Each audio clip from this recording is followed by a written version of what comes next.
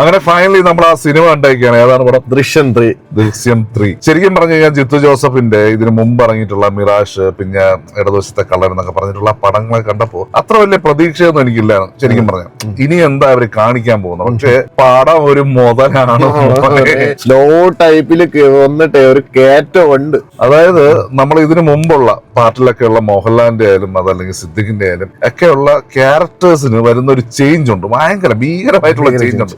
കാര്യം ആ കഥ എങ്ങനെയാണല്ലോ, അവരനുഭവിക്കുന്ന മാനസിക സംഘർഷം ഒരു മനുഷ്യനെ കൊണ്ട് ഏതൊക്കെ ലെവലിൽ എത്തിക്കുന്നു എന്നുള്ള രീതിയിൽ കിടുക്കാച്ചി പെർഫോമൻസ്. ലാലേട്ടനൊക്കെ ഒരു രക്ഷയില്ല. പിന്നെ ചെറിയ ചെറിയ ക്യാരക്ടർ വരെ നമുക്ക് ഡൗട്ട് അടിക്കും, ഇത് ഇന്ന് എന്തിനാ വരുന്നേ. അത് അതേപോലെ ഞാൻ ഒന്നും ഞാൻ പറഞ്ഞ സ്പോയിലായിപ്പോ എന്റെ പൊന്നുമക്കളെ ലെവല് സാധനമാണ്, ഒരു രക്ഷയില്ല. മാക്സിമം നിങ്ങൾ ഈ സോഷ്യൽ മീഡിയയിൽ അധികം ഈ സ്റ്റാറ്റസോ കാര്യങ്ങളോ ഒന്നും കാണാതെ, കാര്യം ഒരുപാട് സ്പോയിലേഴ്സ് വരാനുള്ള സാധ്യതയുണ്ട്. തിയേറ്ററിൽ എൻജോയ് ചെയ്യേണ്ട സാധനങ്ങൾ തിയേറ്റർ തന്നെ എൻജോയ് ചെയ്യുക. അതുകൊണ്ട് ഈ ഭയങ്കരമായിട്ടുള്ള ഈ എന്താ പറയാ തിയേറ്റർ റിവ്യൂ എന്നൊക്കെ പറഞ്ഞ് കുറെ സാധനങ്ങളൊക്കെ വരും. അപ്പൊ അതിൽ ഈ സ്പോയിലേഴ്സ് അടങ്ങിയിട്ടുള്ള ക്ലിപ്പുകൾ വരാനുള്ള സാധ്യത വളരെ കൂടുതലാണ്. അതുകൊണ്ട് നിങ്ങൾ മാക്സിമം അത് ഒഴിവാക്കുക. ഇത് ശരിക്കും പറഞ്ഞാൽ നമ്മളൊരു ദൃശ്യം 3 എന്നൊക്കെ പറഞ്ഞ പടം വരുമ്പോൾ എന്തിനാണ് വീണ്ടും ഇതിലൊരു സീക്വലിന്റെ ആവശ്യം എന്നൊക്കെ നമുക്ക് തോന്നും. പക്ഷെ ജിത്തു ജോസഫ് ഓരോ പടം കഴിയുമ്പോഴും നമുക്ക് ഭയങ്കരമായിട്ട് എക്സൈറ്റ് ചെയ്യിപ്പിക്കുന്നുണ്ട്. ഇതിൽ ദൃശ്യം 4 ഓൾറെഡി ലാലേട്ടന്റെ ഒരു ഇന്റർവ്യൂവിൽ പുള്ളി പറഞ്ഞിട്ടുണ്ടായിരുന്നു ഈ 4ഉം 5 ഒക്കെ വരാൻ സാധ്യതയുണ്ട്. ഇതിന്റെ സക്സസ് അനുസരിച്ച് പടം എന്തായാലും തൂക്കും.